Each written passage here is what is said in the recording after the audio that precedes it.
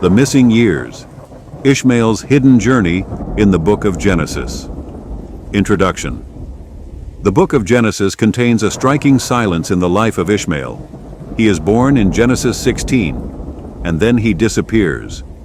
The next time we see him, in Genesis 17, he is suddenly 13 years old, standing beside Abraham, about to be circumcised. What happened during those missing years? Why does the text fall silent? And what does this silence reveal about the deeper Abrahamic story? To answer this, we look at the two major episodes that follow. Genesis 21, where Ishmael is a helpless child sent into the wilderness, and Genesis 22, where Abraham is commanded to sacrifice his only son.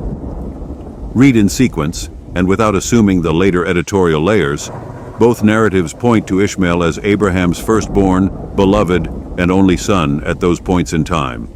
Ishmael's infancy and the test of separation. Genesis 21, verses 14 to 20. Genesis 21 describes Abraham placing Ishmael on Hagar's shoulder, and later Hagar laying him under a bush to die of thirst. This is not the picture of a 13-year-old teenager.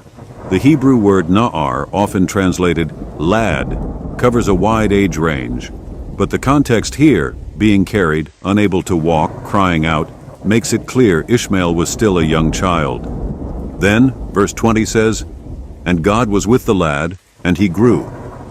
The phrase vayigdal, and he grew, signals a new developmental stage beginning after his infancy. Many scholars note that Genesis 21, 9-10, the sudden appearance of Sarah's jealousy, appears to be a later editorial insert. Its purpose? To justify removing Ishmael from the covenantal story in favor of Isaac. But beneath this layer, the original narrative highlights a divine test of Abraham, a test centered on the life of his firstborn son. The offering of the only son, Genesis 22, verses 1 to 19. In the very next chapter, Genesis 22, God commands Abraham, "Take your son, your only son, whom you love." At this point in the story, Abraham has two sons. Ishmael is alive, blessed, and living in Paran.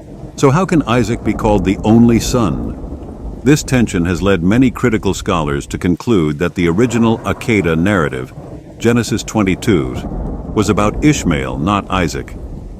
Only later was Isaac's name inserted to fit the rising Israelite theology of exclusive election. The parallels are remarkable. In Genesis 21, a child is left to die. An angel calls from heaven and saves him.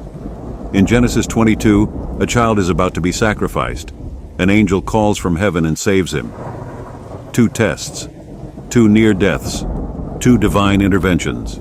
One original story. Abraham's faith tested through Ishmael. Editorial interpolations and covenant theology. The final shape of Genesis reflects layers of theological editing. 1. Genesis 21, verses 9 to 10, justifies Ishmael's exclusion. 2. Genesis 22 is reshaped so that Isaac becomes the child of sacrifice. These changes reflect later Israelite identity formation, but they do not erase the earlier, deeper tradition of Ishmael at the center of Abraham's trials. Conclusion. When read without the later editorial layers, Genesis 21 and 22 appear to occur before Genesis 17. In this reconstructed sequence, Ishmael is Abraham's only son. Abraham's faith is tested through him. The covenant of Genesis 17 becomes the ratification of a relationship already proven through obedience.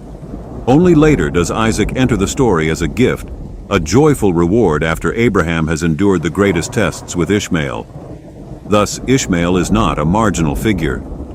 He stands at the very core of the Abrahamic narrative, the first vessel of divine blessing, mercy, and trial.